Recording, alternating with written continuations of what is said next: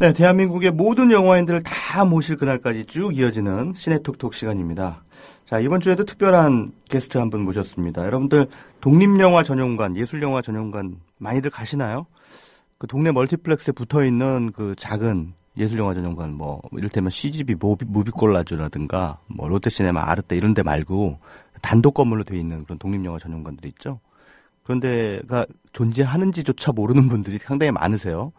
보통은 또 발품을 좀 팔아서 가셔야 되는 그런 곳이라 더더욱 좀 뭐랄까요. 그늘에 이렇게 있는 경우가 많은데요. 저쪽 광화문에 가면요. 인디스페이스라고 하는 독립영화 전용관이 있습니다. 네. 어떻게 보면 한국 독립영화의 메카와도 같은 그런 공간이라고 할 수 있겠는데요. 오늘은 바로 그 인디스페이스의 이현희 프로그래머님 모시고 독립영화 전용관, 예술영화 전용관 운영의 이모저모에 대해서 알아보겠습니다. 자, 이현희 프로그래머님, 안녕하십니까? 네, 안녕하세요. 네, 네. 바쁘신 와중에 이렇게 찾아주셔서 감사드립니다. 네, 불러주셔서 감사합니다. 네, 지금 어떻습니까? 그 인디스페이스가 좀 바쁜 시즌인가요? 아니면 조금 한가한 시즌이라고 할 수 있나요? 사실 독립영화 전용관에 특별히 그런 시즌은 없는데요. 네네. 개봉작들 계속 지금 상영 중에 있고, 네. 아직 기획전이나 이런 것들은 없어서, 그냥 평상시대로, 예, 굴러가고 있습니다. 평상시대로. 네. 평상시대로 팔이 날리고 있는 거 아니에요? 네. 잘 알고 계시네요. 지금 그 인디스페이스가 원래는 이제 제가 알고 있기로는 을지로 입구에 있는 중앙시네마 자리에 있었어요. 네네. 그러다가 2009년인가 폐관됐던 걸로 알고 있는데 예. 그 이후에 재개관될 때까지 우여곡절이 많았죠. 네, 많았죠. 지금 중앙시네마 자체가 폐관이 됐고 사실 공식적으로 인디스페이스가 이제 휴관을 하게 된 이유는 네네. 중앙시네마 폐관과 더불어서 네. 원래 영진이가 위탁한 사업이었잖아요. 예. 그 위탁 사업 자체를 이제 공모제로 전환하게 됨에 따라서 예. 이제 어쩔 수 없이 예. 이제 휴관을 하게 됐고요. 예. 그 이후로 곧바로 그렇다면 자립적으로 독립적으로 독립영화 전용관을 만들어 보자라는 취지와 결의를 다지고서 이제 독립영화인들이 네네. 모여서 이제 2년간의 노력 끝에 2012년 5월에 재개관을 하게 되었습니다. 네, 그때 제 기억으로는 의자 기부 형식으로 후원을 받았던 걸로 저도 그때 100명씩 200명을 트위터로 모아서 의자 2개를 인디스페이스에 기부를 했었는데요.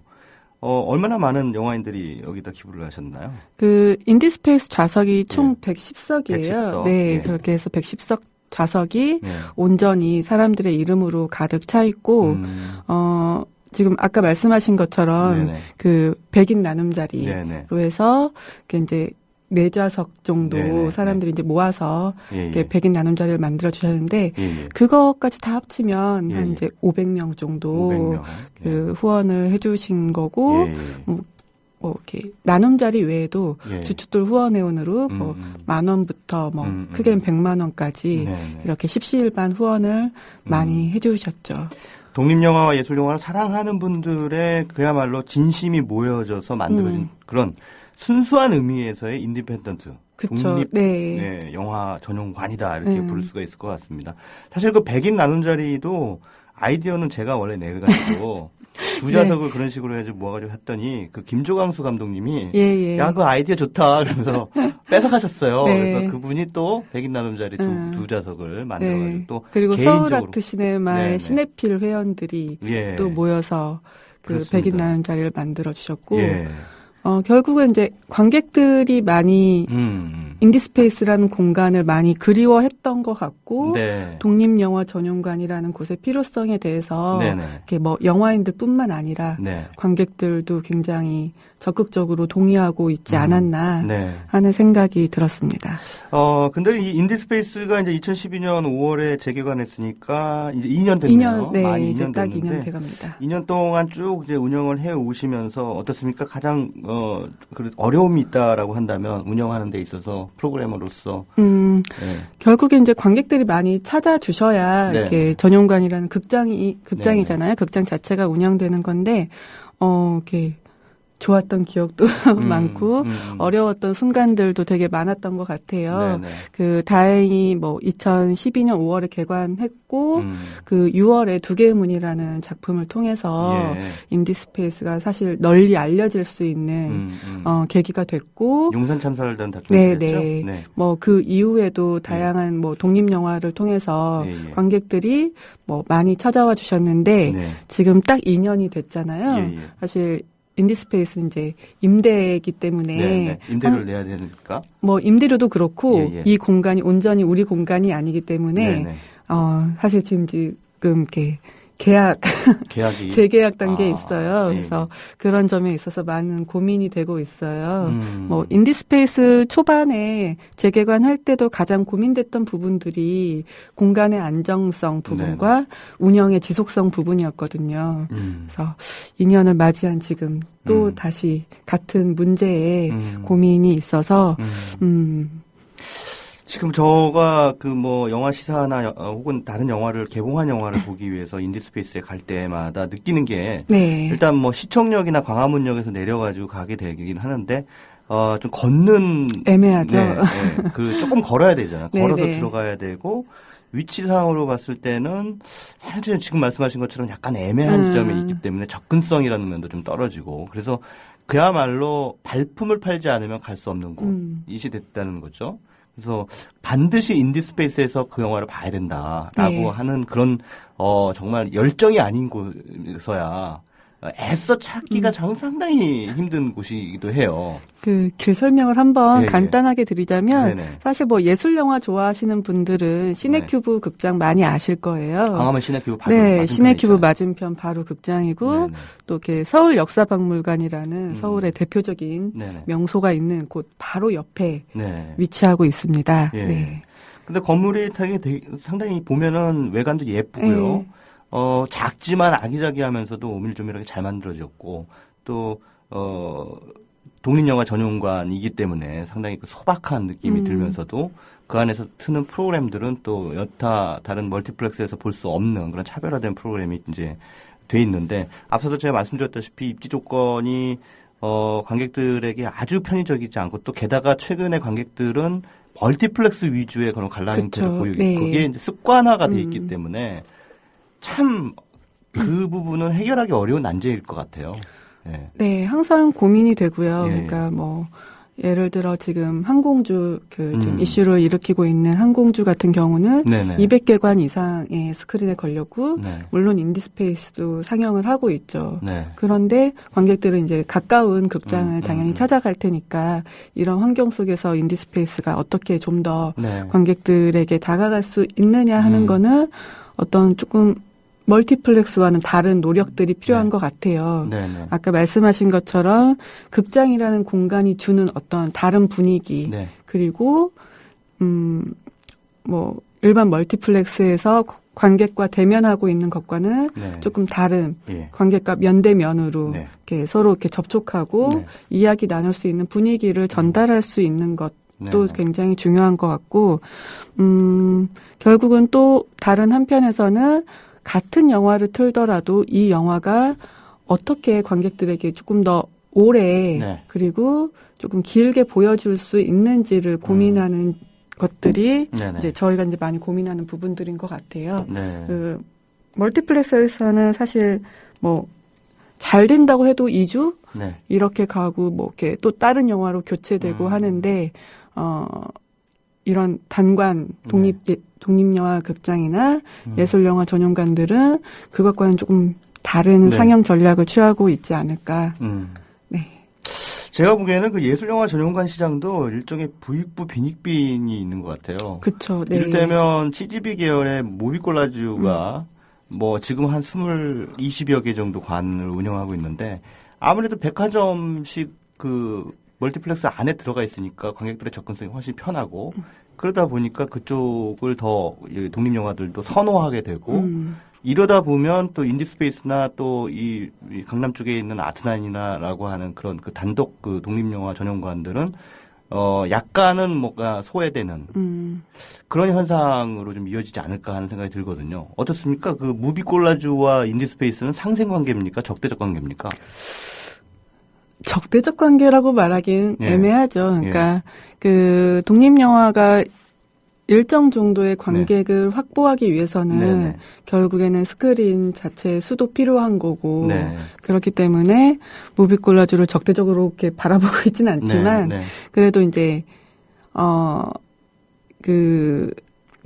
다양한 영화들이 상영될 수 있는 어떤 환경을 마련하기 위해서는 네네. 그 멀티플렉스의 어떤 스크린 전략으로는 안 되는 네. 그리고 그 독립영화도 굉장히 다양하잖아요. 네네. 독립영화 내에서도 뭐 1,000만 원으로 배급을 개봉을 하는 네네. 영화들도 있고 1억을 가지고 개봉을 하는 네네. 영화들도 있고 그런 영화들이 다양하게 상생하기 위해서는 어떤 인디스페이스 같은 공간도 필요하지 않나 하는 생각도 해봅니다.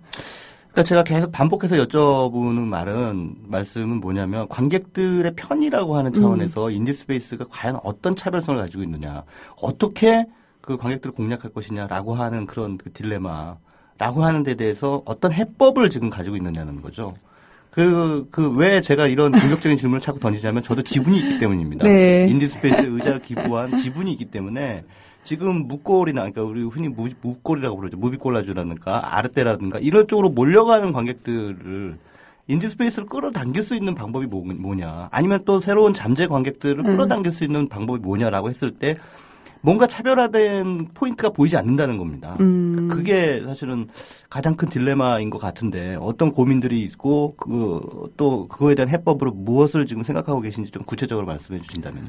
사실 뭐 명확한 해법을 네. 알면 네네. 뭐 저희도 그 해법을 당연히 쓰겠죠. 모든 걸 다 관객들의 탓으로만 돌릴 수는 없죠. 그렇진 않죠. 네. 네. 물론 관객들을 저희도 이제 끌어오기 위해서 네. 다양한 노력들을 하고 이제 그 노력들이 어떤 일종의 이벤트와 같은 네. 뭐 토크 프로그램이랄지 뭐 그런 것들을 뭐 주기적으로 한다거나 그리고 뭐 아까도 말씀드렸다시피 어떤 독립영화가 이렇게 짧게 개봉되고 바로 뭐 IPTV로 빠지고 네네. 부가로 빠지는 게 아니라 극장이라는 공간에서 네. 관객들에게 온전히 보여줄 수 있는 뭐 환경을 제공한다든지 이런 부분들에 대한 노력들은 하고 있어요. 그래서 뭐 저희는 기본적으로 어떤 영화가 한 편이 개봉이 되면 온전히 그 영화에게 모든 회차를 주긴 힘들지만 네네. 뭐 한 달 이상의 장기적인 상영 전략을 통해서 관객들은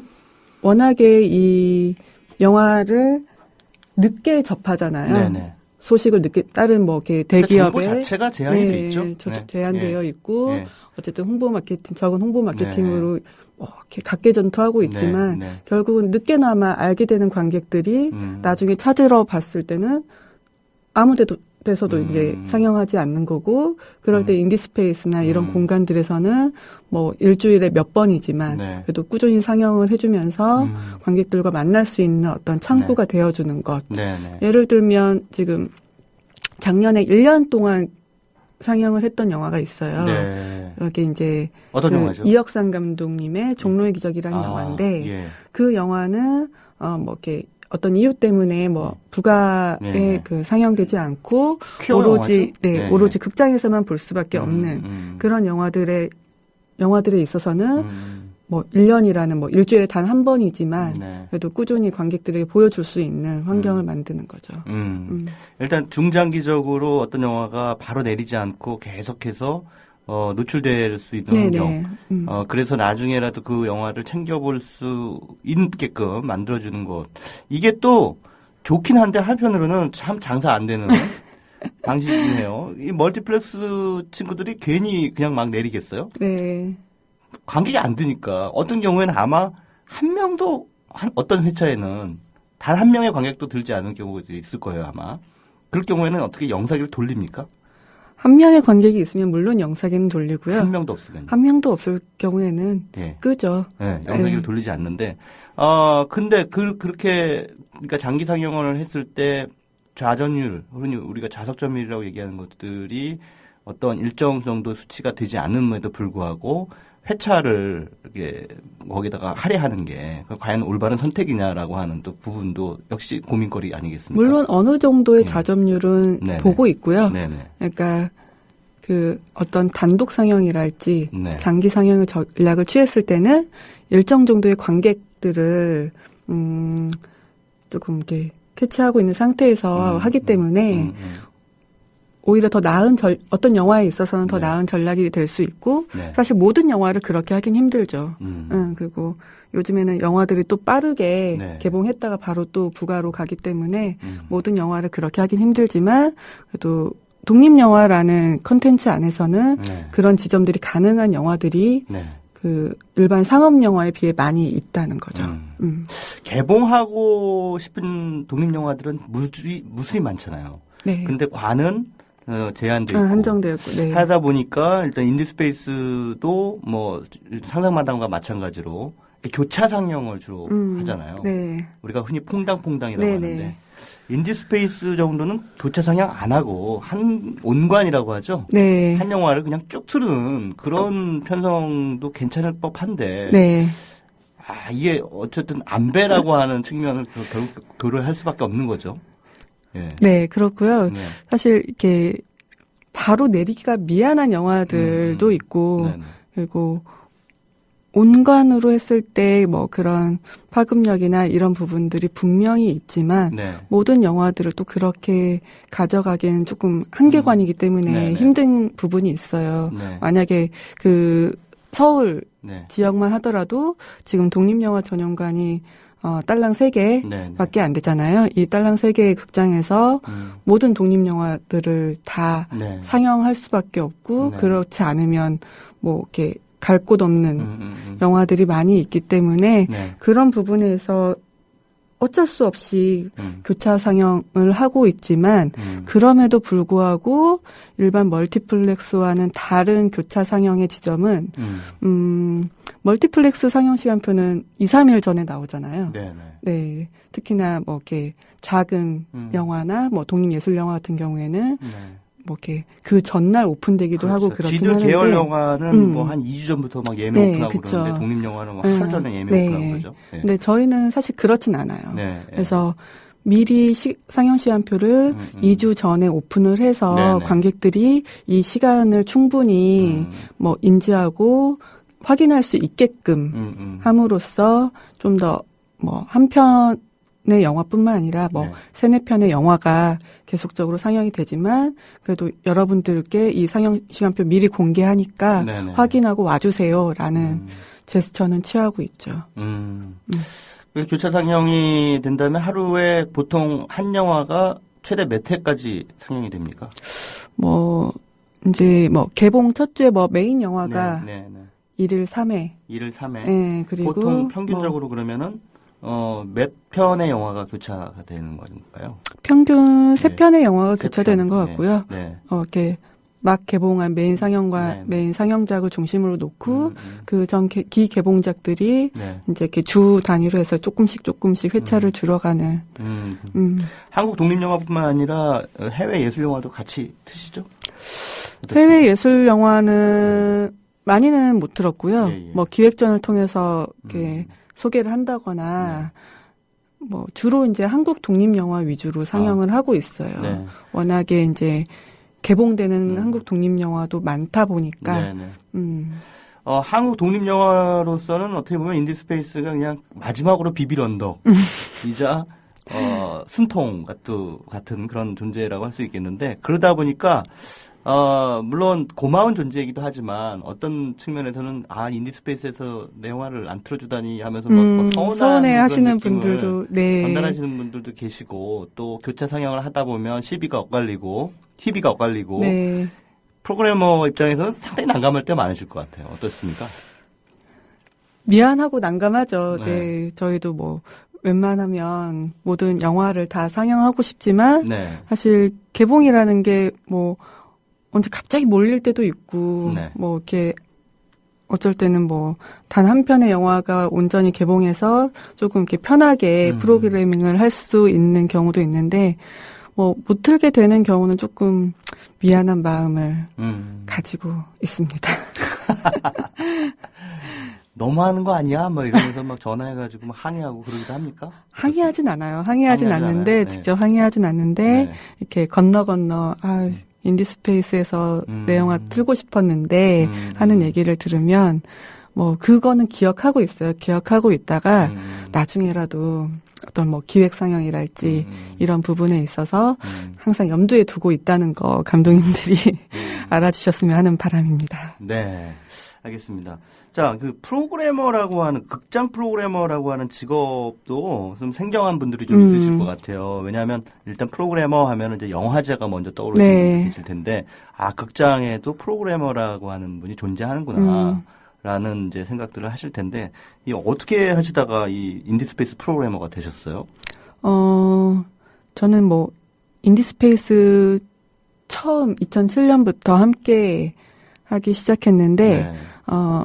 결국에는 뭐 프로그래머라는 위치보다도 네네. 그 독립영화 전용관 인디스페이스를 어떻게 운영할 것인가에 대한 고민을 계속적으로 해왔고, 그게 결국엔 뭐 독립영화를 어떻게 잘 상영할 것이냐, 어떻게 관객들에게 잘 보여줄 것이냐가 네. 이제 관건이잖아요. 네네. 그러면서 뭐 프로그래머라는 위치는 그냥 자연스럽게 된 것 같아요. 그 프로그래머이시면서 또 극장의 전반적인 운영 전체도 좀 총괄을 하고 계시는 거죠? 네네. 네. 그러니까 뭐 일당백이시네요, 그냥. 모든 저희가 이제 인디스페이스 어쩔 때 보면은 티켓팅 박스 오피스에서 티켓도 팔고 계시던데. 네, 티켓 팔고 있고요. 주말에 오시면 주로 보실 수 있고요. 네.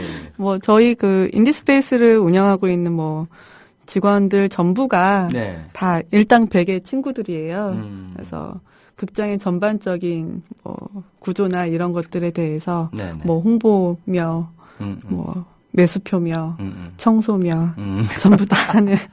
네, 그렇군요. 자, 지금까지 인디스페이스에서 상영한 영화 가운데 가장 기억에 남는 영화가 있다면 뭐 두 개의 문이라는 작품 빼고 네. 어떤 작품이 있을까요? 아, 두 개의 문이 가장 사실 기억에 남긴 했었는데 그걸 빼고 글쎄요. 어떤 한 작품으로 참 이렇게 따지기는 어려운데 인디스페이스를 잘 되게 했던 영화들은 약간 정치적 성향의 그런 영화들이 잘 됐던 것 같아요. 이를테면요? 뭐 두 개의 문도 그렇고 천안함 프로젝트랄지 혹은 인디스페이스에서 단독 개봉한 유신의 추억이랄지 이런 영화들이 조금 주로 잘 돼서 그 어떤 인디스페이스의 그 생활에 윤택함을 줬다면 인디스페이스 그 좌파 영화관이군요.